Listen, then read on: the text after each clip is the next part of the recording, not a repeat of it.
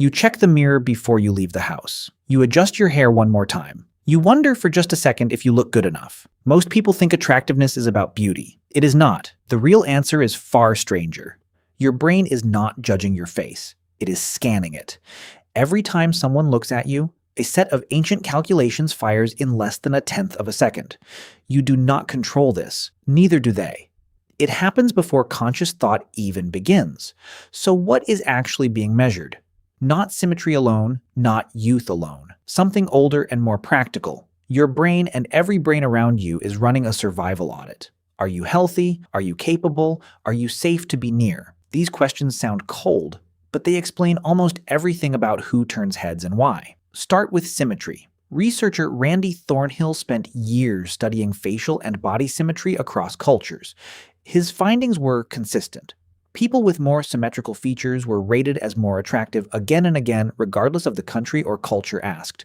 Why would symmetry matter this much? Because asymmetry is a signal. Developmental instability, parasites, poor nutrition, genetic stress. All of these can throw a body slightly out of balance during growth. A symmetrical face is not just pretty. It is a receipt. It says, this organism grew without major interruption. Your brain reads that receipt instantly, without you ever learning to.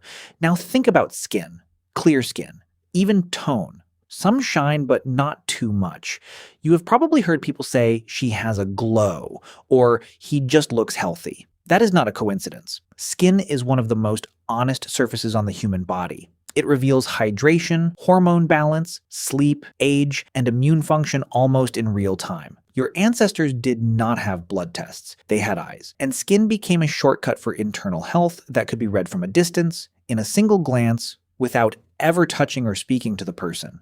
Here is where it gets stranger. Attractiveness is not fixed. It shifts. Psychologist Devendra Singh researched waist-to-hip ratio across decades and cultures and found something remarkable. The specific ratio people rated as most attractive stayed close to 0.7, even as the ideal size and weight shifted with the decade. Fashions changed, bodies changed, but the ratio, a rough marker of fertility and hormonal balance, stayed remarkably stable. That is the pattern hiding underneath all of this. Culture edits the surface, biology writes the rules underneath. Now add another layer.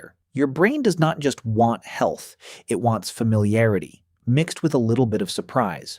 There is a well-known finding called the mere exposure effect, first studied by psychologist Robert Zionk. The more we are exposed to something, a face, a song, a shape, the more we tend to like it. Familiarity breeds comfort. Comfort breeds trust. Trust often gets mistaken for attraction. This is why people often find themselves drawn to features that resemble their own community, their own family, even their own reflection without realizing it. Your brain is not chasing perfection. It is chasing what feels safe. But safety alone is boring, so your brain also craves the unexpected. A sharper jawline than average, a slightly larger eye spacing, a feature just outside the norm, just enough to stand out from the crowd. Researchers call this effect hypernormalization, when a trait is exaggerated slightly beyond the average and becomes even more compelling than the average itself. Nature is not looking for identical. It is looking for identical plus something. Think of a peacock's tail, absurdly impractical, heavy, bright, dangerous to carry, and yet it persists generation after generation because it says something no words can. It says, I am so healthy, so strong, that I can afford to carry this enormous burden and still survive. Biologists call this costly signaling. Human features work the same way. A strong jaw, symmetrical brows, a confident posture. Subtle biological flags, whispering the same message. I am costly to fake.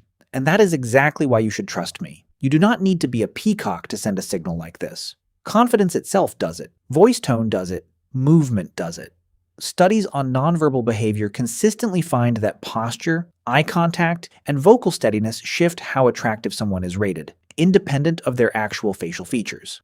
Confidence is not surface decoration. It is a costly signal in disguise. It says, I am not afraid to be seen, and that fearlessness itself becomes magnetic. So what does this mean for you standing in front of your mirror? It means the parts of your face you cannot change, the bone structure, the symmetry, the spacing, matter less than you think, because they were never the whole equation. Sleep changes your skin. Movement changes your posture. Diet changes your glow. Confidence changes your voice, your eye contact, your walk. These are not shallow fixes.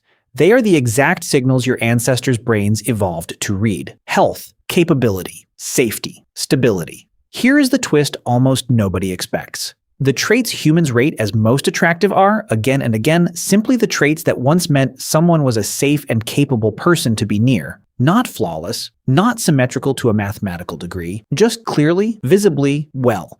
That is the real secret behind attraction. It was never about becoming flawless, it was always about becoming legible, a body and a face that clearly communicate health, calm, and capability. Read across a crowded room in under a second, the same way they were read 100,000 years ago around a fire. Tonight, when you check the mirror one more time before you leave the house, you are not really asking if you look beautiful enough. You are asking something much older. You are asking if you look like someone worth trusting.